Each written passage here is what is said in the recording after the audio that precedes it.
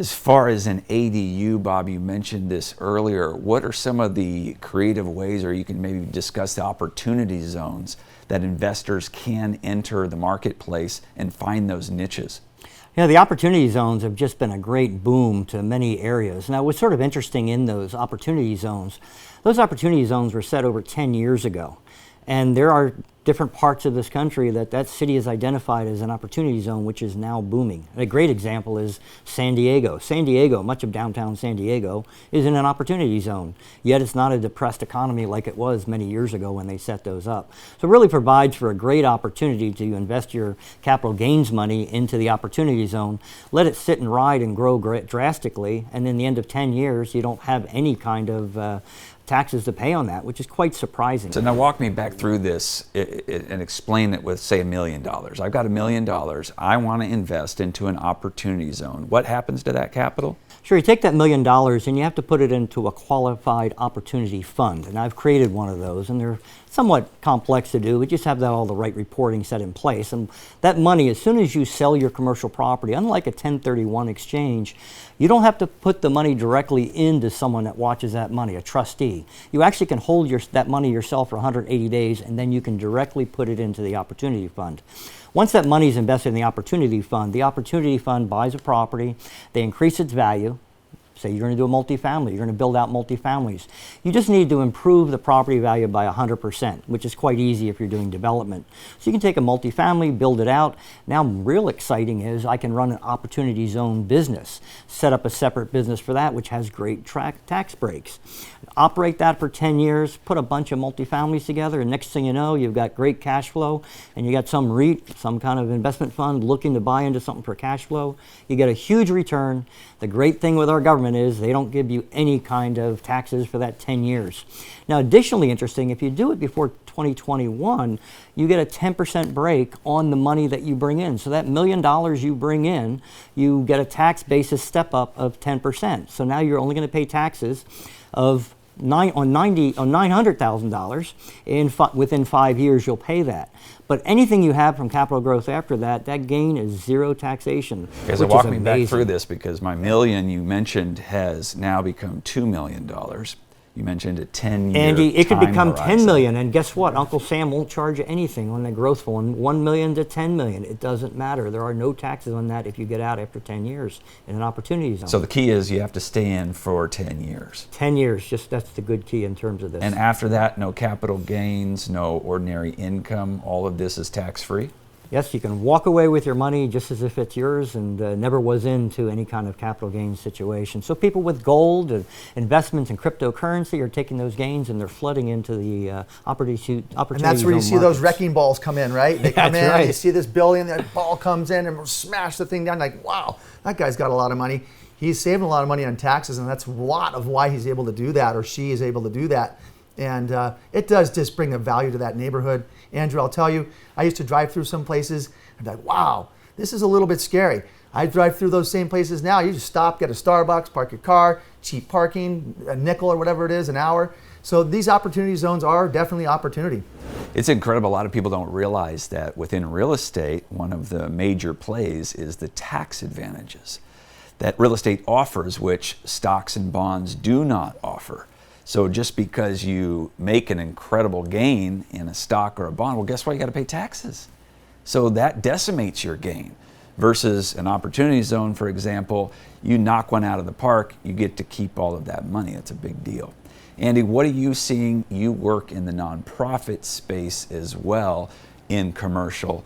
What opportunities do you see that are out there that are unique people should consider parking their cash in? Well, I love the opportunity zone concept, and I'd like to find out if it's compatible with the affordable housing industry. Yes, Andy, it is. That's what I'm doing out in projects I'm doing out in Riverside, and it's just an amazing. You combine that together, you get greater density, greater returns on your money. In fact, the city came back to us. We had 80 units approved, shovel ready.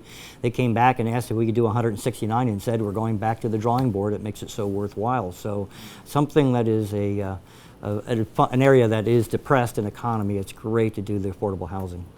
Well, I certainly hope so. You know, the affordable housing world is a little bit different.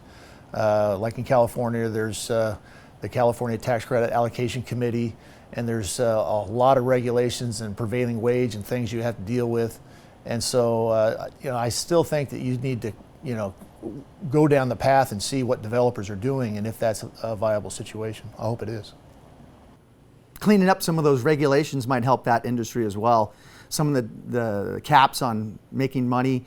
If you make too much, you can't buy the house. You don't make enough, you can't buy the house. It's a kind of a narrow spot there, and I found that to be true in residential as well. These programs have a lot ties and these little things you got to needle through. So if they get rid of some of that, I think that would also help in these opportunity zones and that affordable housing market.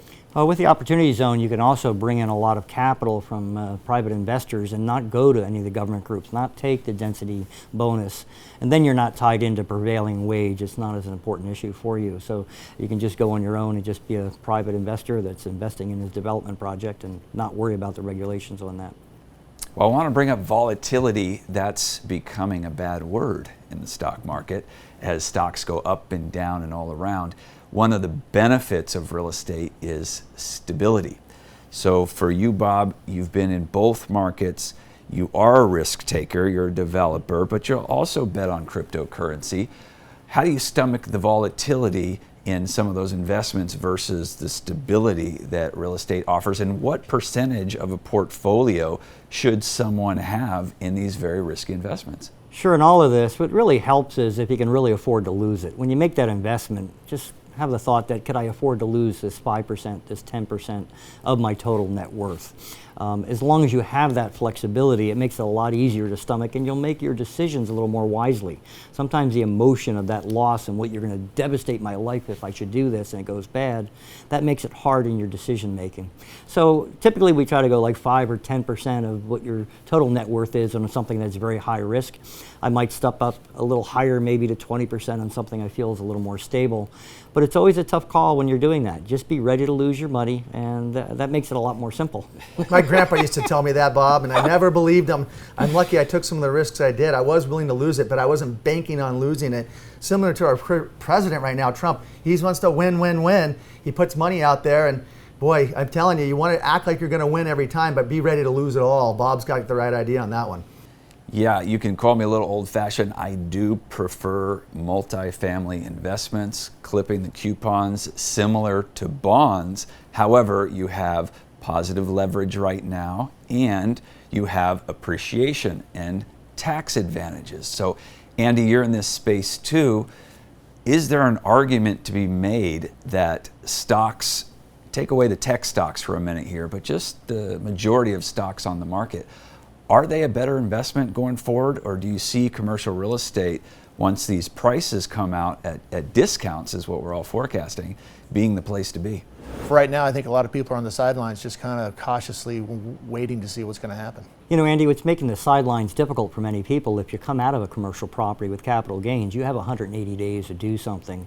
Many people want to get out. They're thinking this is the top. You don't always want to wait to the very top and then it crashes.